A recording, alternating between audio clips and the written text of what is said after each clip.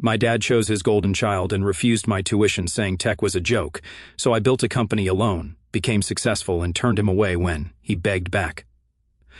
I'm 32 now, and I've got a younger brother who's 27. We were raised mostly by our mom because, honestly, Dad was barely around. When I was a kid, he was always off doing important stuff, which, looking back, was just him choosing work over family. I don't remember him being at home much, maybe on weekends here and there, but it's not like we ever did any father-son bonding or whatever. He missed out on all the little moments, my first baseball game, school awards, even the time I ended up in the ER with a broken arm. Mom handled it all. By the time my brother came along, things changed. It was like Dad flipped some switch. Suddenly, he was this hands-on, super involved dad, always around for my brother's school events, sports games, and even the random stuff like Cub Scouts meetings. The guy who barely had time to show up for me was suddenly the perfect dad for my brother. He'd do the whole big game talk thing, throw the football around in the backyard, give pep talks, and all the stuff I'd wished he'd done with me. Now, I don't hold it against my brother. He didn't ask to be treated like the golden child, but I'm not going to lie. Watching it all happen kind of messed with my head. Here I was, this kid who'd always hoped for a little attention from Dad, and my brother just got it all without even trying. I mean, Dad acted like we were strangers half the time, but he'd light up around my brother like he was some mini version of himself, and it wasn't just me noticing it. Mom could tell too. She'd try to keep things balanced, never played favorites or anything like that. If anything, she made extra effort with me since she saw Dad was more focused on my brother. We'd spend time together reading, messing around in the kitchen, doing puzzles, just quiet stuff that wasn't flashy but meant a lot to me. She'd always tell me, "You don't have to be like your dad to be great," and that kept me going. I needed to hear it, especially when it felt like Dad was just disappointed in me for not being into guy stuff. Anyway, as I got older, I gave up trying to win Dad over. I tried to bond with him a few times, hoping he'd maybe take an interest in something I liked, but nope. He'd always look at me like he was confused by me, like I was some puzzle he couldn't solve. Eventually, I just stopped putting myself out there. Figured if he wanted a connection, he'd have to make an effort too. Spoiler, he never did. My brother, though, total opposite. He was every bit the son Dad wanted, loved sports, wasn't afraid to get his hands dirty, even had the same stubborn attitude. I think Dad loved that he could see so much of himself in my brother. They'd spend hours together doing, well, whatever they did, fishing, camping, playing catch. Meanwhile, I'd be in my room, either reading or messing around on my computer. And that's how it was.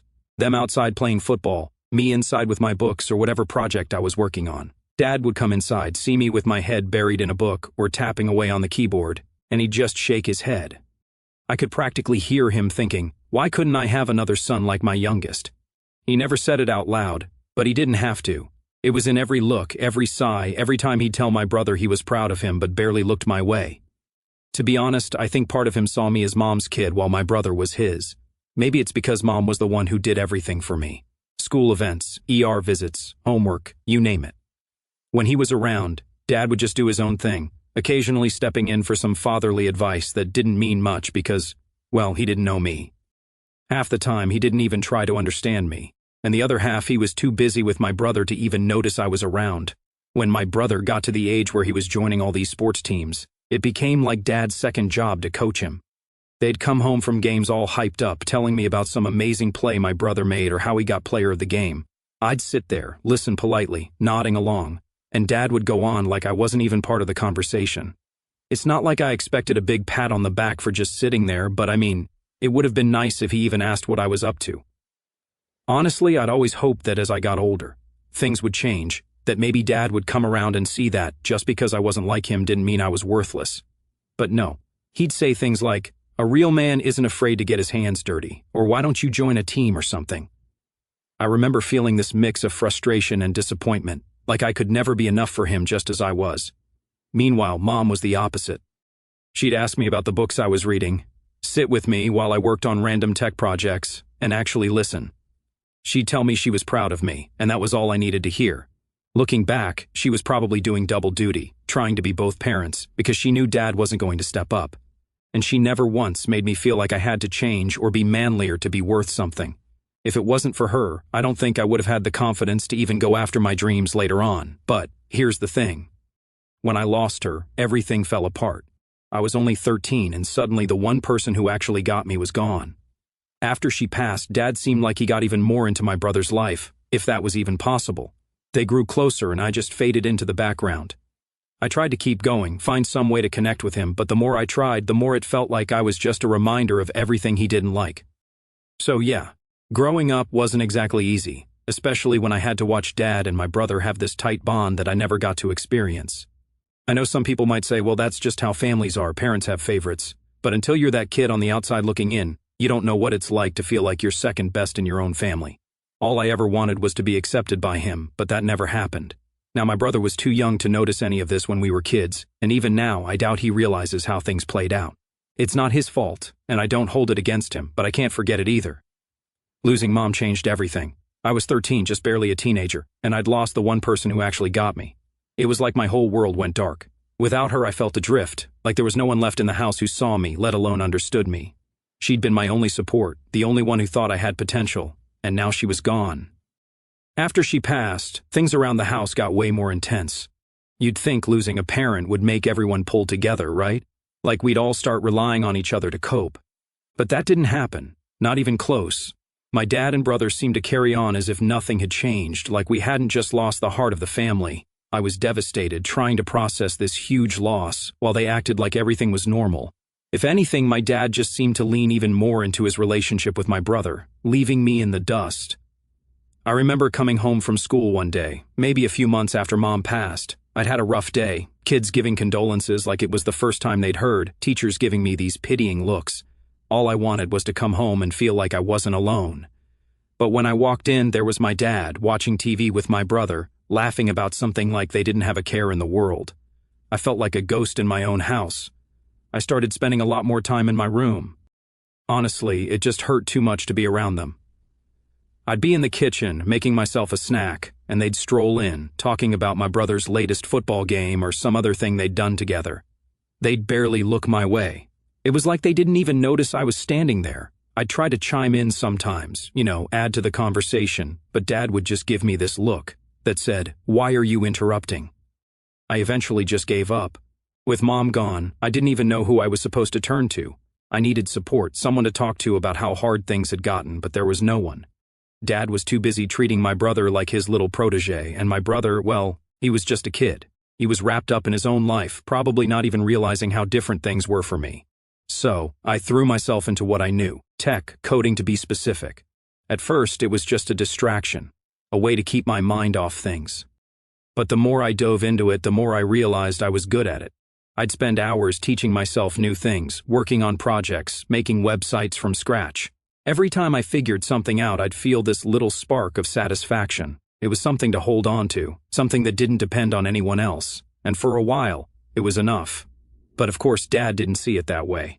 To him, I was just wasting my time on the computer. He'd make these snide comments whenever he saw me coding, like, "When are you going to do something useful?" or "Real men don't hide behind a screen."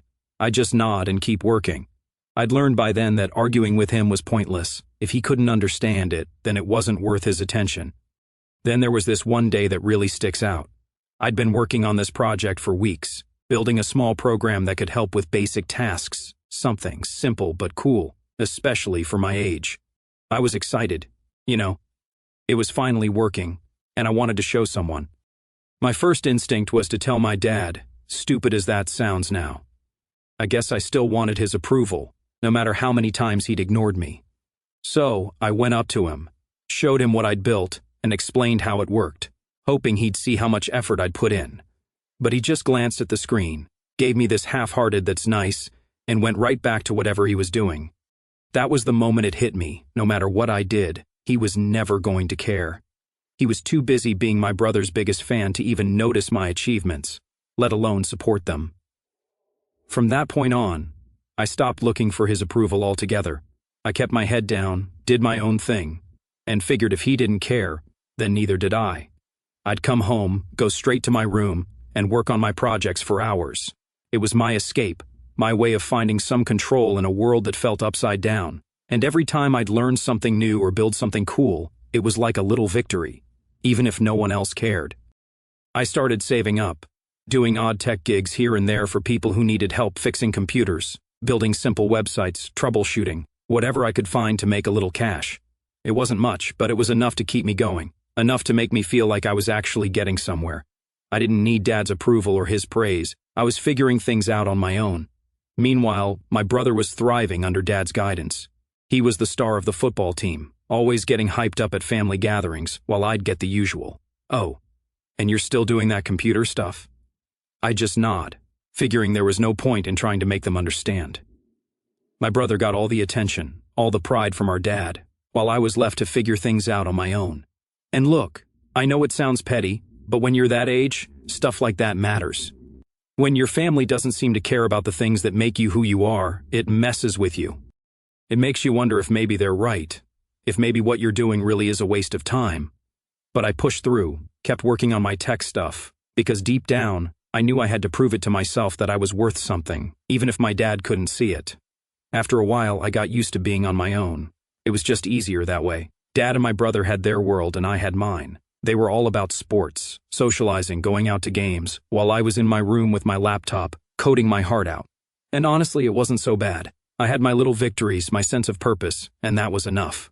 But I'd be lying if I said I didn't sometimes look out the window and see them tossing a football around in the yard, laughing like they didn't have a care in the world, and wonder why I couldn't be a part of that. Why I couldn't be the son my dad wanted. Why I couldn't fit into that picture. I guess that's just how it was, though. I had my path, they had theirs, and I was learning to live with it. As long as I had my tech, my projects, I felt like I was building something real, something that mattered, even if Dad would never understand it. By the time I was finishing high school, I knew what I wanted to do tech. I'd been tinkering with coding for years, and it was finally starting to pay off. I had a few small projects under my belt, a little online portfolio, and I was ready to make a career out of it. Going to college for computer science was a no-brainer for me. I didn't see any other way forward. So, I started applying. I didn't aim small either. I went for the big schools with solid tech programs, the kind that would open doors and get me where I wanted to be. I even lined up a summer internship at a local tech startup to get some real experience. For once, I felt like I was on a path that actually meant something that was mine. But here's where things got messy. My dad, who hadn't shown much interest in my tech journey, didn't exactly jump at the chance to support me. I knew college would be expensive, especially for the schools I'd gotten into, and while I had some scholarships lined up, I still needed help with tuition. So, I did what anyone in my position would do. I sat him down and laid it all out. I told him about my goals, about how tech wasn't just some hobby anymore but my future.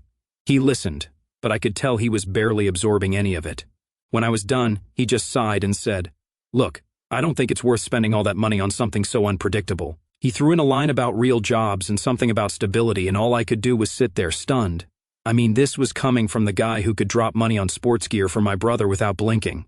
My brother got all the financial backing he needed for his stuff, the games, the travel, the training sessions. But when it came to my education, my future, suddenly it was too big of an investment. I tried explaining how this wasn't just some shot in the dark. I had a plan, and I was willing to put in the work. I even showed him my scholarship letters and talked about the internship I'd secured. But he just shook his head, acting like I was some clueless kid chasing a fantasy. He goes, "Your brother is struggling with his grades, and he needs our support right now. You can figure this out on your own." That line hit me harder than I'd like to admit. It was like everything I'd worked for, everything I was trying to build, was just invisible to him. It was clear that he wasn't going to help, no matter how much I tried to reason with him. The money wasn't even the main issue, I think. It was just that he didn't see tech as something real, something worth investing in. After that conversation, I packed up my stuff, left the house, and went straight to my aunt's place. My aunt, my mom's older sister, had always been there in the background, and she was the one person I felt I could turn to. She didn't have a fancy house or a ton of money, but she listened. I told her everything, the whole mess with my dad, and she didn't hesitate to offer me a place to stay. Moving in with her wasn't easy, though. Her house was smaller, and it was in a completely different part of town. I had to switch schools, leave behind what few friends I'd managed to keep, and start over, but it was the only choice I had. I couldn't keep living in a place where I felt like an outsider in my own family. When I told her about my college plans, she did something that completely shocked me. She offered to help cover my tuition. Now, she didn't have much money. She was living paycheck to paycheck herself, but she said she'd figure something out. She even went so far as to ask a few of her close friends for support. They chipped in too, and somehow they made it happen. It wasn't a full ride, but it was enough to get me started. I remember that moment clearly, sitting in her small, cluttered kitchen, going over the finances, looking at the checks her friends had written out for me. It was one of the most humbling experiences of my life. These were people who barely knew me, but they believed in me more than my own father did. I promised myself right then and there that I'd make every dollar count, that I wouldn't let their faith in me go to waste. So, I enrolled in college, focusing on computer science. It was surreal, finally getting to study what I loved. I kept my head down, worked hard, and picked up as many skills as I could. The professors were top-notch, the environment was inspiring, and I felt like I was finally where I was meant to be. For the first time, I didn't feel like I was running uphill just to prove myself. During college, I also started working on some side projects.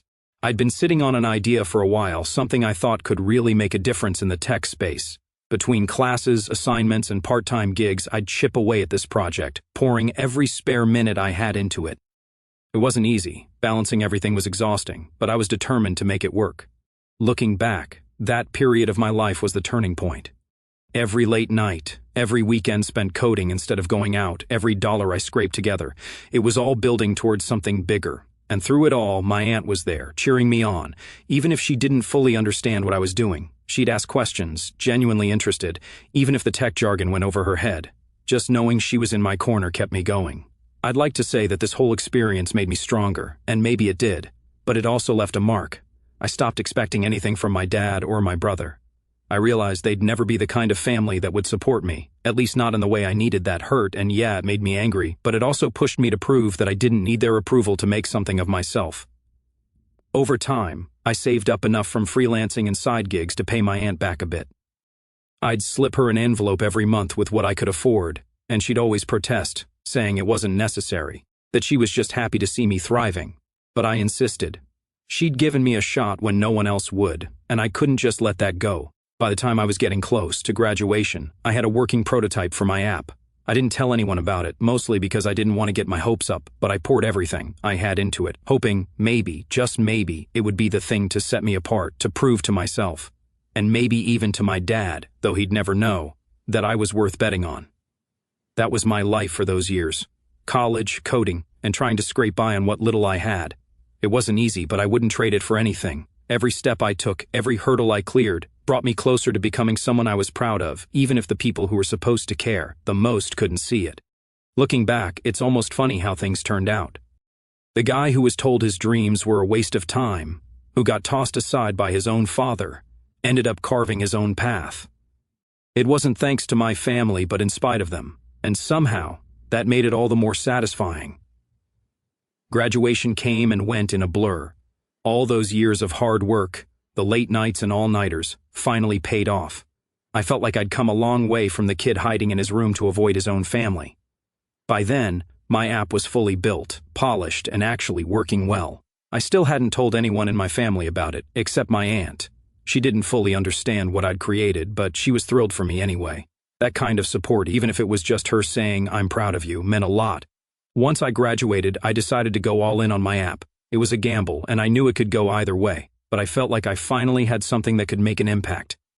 I was a nobody in the industry, but I'd already put in so much work, I figured there was no harm in taking it to the next level.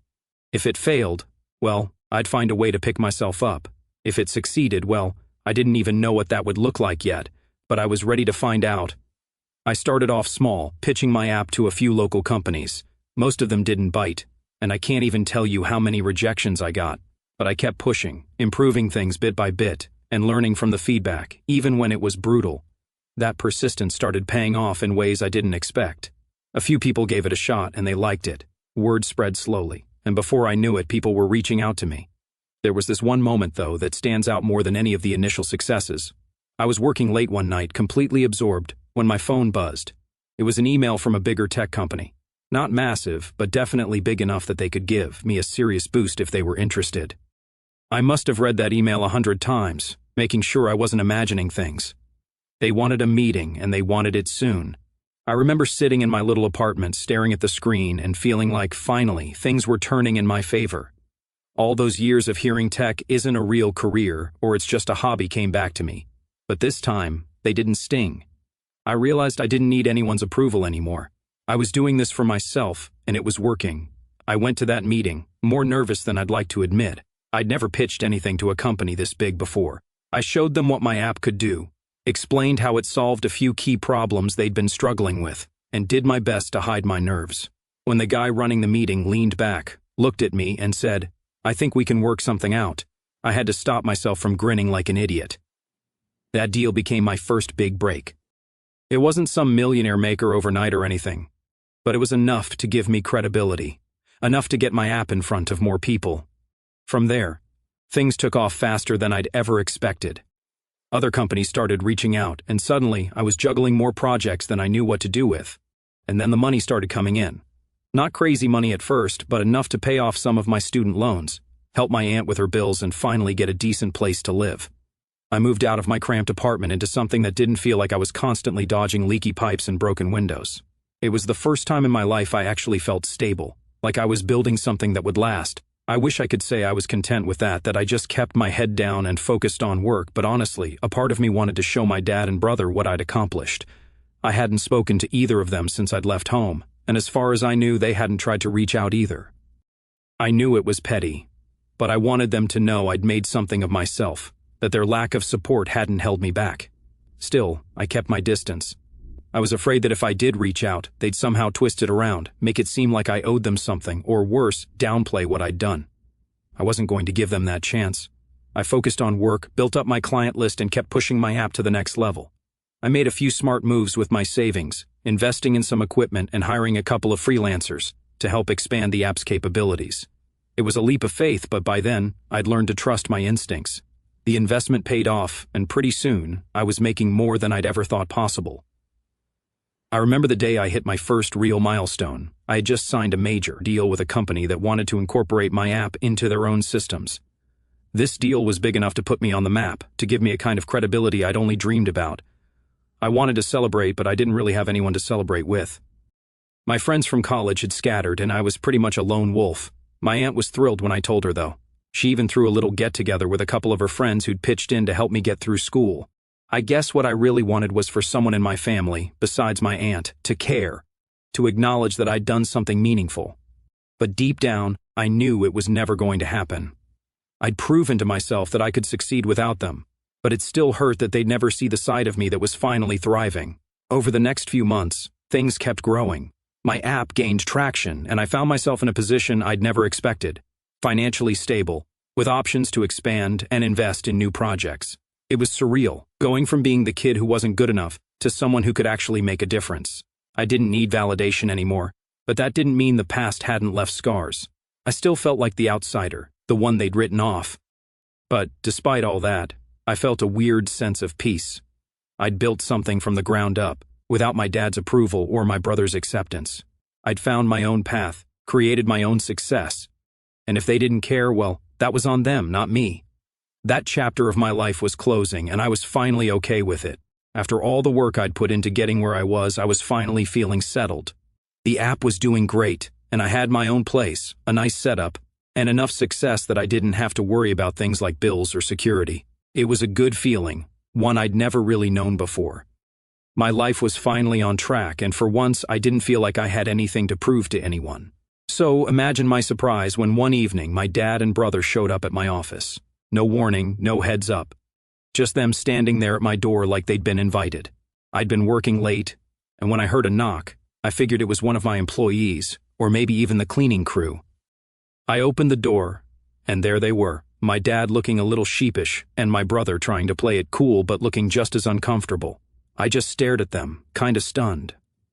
It was like seeing ghosts. I mean, after all these years with no calls, no messages, nothing, and here they were, standing in my office like it was the most normal thing in the world. For a second, I thought maybe I was dreaming. I didn't even know what to say, and they just stood there, waiting for me to invite them in. Eventually, I stepped aside and let them in, mostly out of shock. They walked in and looked around, taking in the space like they were trying to size up what I'd accomplished. My office wasn't huge, but it was nice. I'd made it that way with my own money and hard work. There was a small lounge area where I usually met with clients, and they sat down there, looking all awkward and out of place. After a few seconds of silence, my dad cleared his throat and said, "We heard about your success. Figured it was time we stopped by and checked in." He tried to smile, but it didn't reach his eyes. I could tell he was uncomfortable, maybe even a little intimidated. My brother, on the other hand, looked like he was barely holding it together. I could see it in his face. He wasn't exactly thrilled to be there. I wasn't sure how to respond, so I just nodded and sat down across from them, trying to keep my face neutral. I felt a weird mix of emotions: anger, confusion, maybe even a little bit of satisfaction seeing them here, finally acknowledging what I'd done. But I kept it cool and just waited for them to say whatever they'd come to say. My dad started off with some small talk, asking about the app and how the business was going. It was weird hearing him act interested, like he'd always been supportive. I answered his questions with short, polite responses, not giving him much to work with. I could see he was struggling to keep the conversation going, and that gave me a small, petty sense of satisfaction. After all the years of him dismissing me, here he was, trying to play the proud dad, and it just didn't sit right. Finally, after a few minutes of this awkward back and forth, my brother jumped in. He didn't bother with the small talk. "Look, we need your help," he said, cutting right to the chase. My dad shot him a look, probably annoyed that he'd been so blunt, but I was glad he'd said it. At least now we were getting to the real reason they were here. I raised an eyebrow, waiting for him to continue. He looked down, fiddling with his hands, and then started explaining. Apparently, things hadn't been going so great for him. His job wasn't paying much, and he was struggling to make ends meet. On top of that, he'd racked up some debt, and my dad had been helping him out for a while, but it had gotten to be too much. They were in a tight spot, and they'd come to me, hoping I'd be able to lend a hand. I had to bite back a laugh. After all the years of being ignored and treated like an outsider, they were here asking for my help. I couldn't believe the audacity. I kept my face as blank as possible, though, and just listened while my dad tried to paint it like this was some kind of family crisis and that it was my duty to step in. When he finished, I just sat there looking at them. They stared back, probably expecting me to say yes, to jump in and save the day, but I didn't. I leaned back, crossed my arms, and asked, "Why me? You guys haven't cared about me or my work for years. What makes you think I'd want to help now?" My dad shifted uncomfortably, trying to come up with a response. He started to say something about family sticking together and forgiveness, but I wasn't buying it. All those years of him putting my brother first, dismissing my interests, refusing to support my education, they were all flashing through my mind. I realized that they hadn't come because they wanted to make amends. They were here because they needed something. I told them as much, laying it all out in a calm, matter-of-fact way. I said, "It's funny. When I was struggling, you guys were nowhere to be found. When I needed support, you both acted like I didn't matter. Now that I'm successful, suddenly you remember I exist. I'm not some backup plan you can come to when things get rough." My dad tried to interrupt, saying it wasn't like that they'd always cared but maybe hadn't shown it well. My brother chimed in, talking about how hard things have been for him, but it all just sounded like excuses. I'd spent years dealing with their lack of support, and I wasn't about to let them guilt me into fixing their problems now. I told them, "I've worked too hard to get where I am, without any help from either of you. I don't owe you anything." The look on their faces was priceless. My dad looked like he'd been slapped, and my brother just stared at the floor, silent for once. I could see the realization setting in that I wasn't going to bail them out, that I'd moved on without them. They left, not long after that, my dad muttering something about thinking it over and family loyalty. I just nodded and saw them to the door, keeping my distance as they walked out. I felt this strange mix of emotions, a little bit of anger, a lot of relief, and, surprisingly, peace. I'd spent so many years feeling like I had to prove myself to them, but now I realized I didn't need their approval or validation. I'd done it on my own, and that was enough. After they left, I sat in my office for a while just thinking. I knew they'd probably never reach out again, and I was fine with that. My life had moved on, and I didn't need them to be part of it. For the first time, I felt free of their expectations, free of their judgment, and free to be exactly who I wanted to be. It wasn't the reunion I'd imagined, but it was exactly the closure I needed.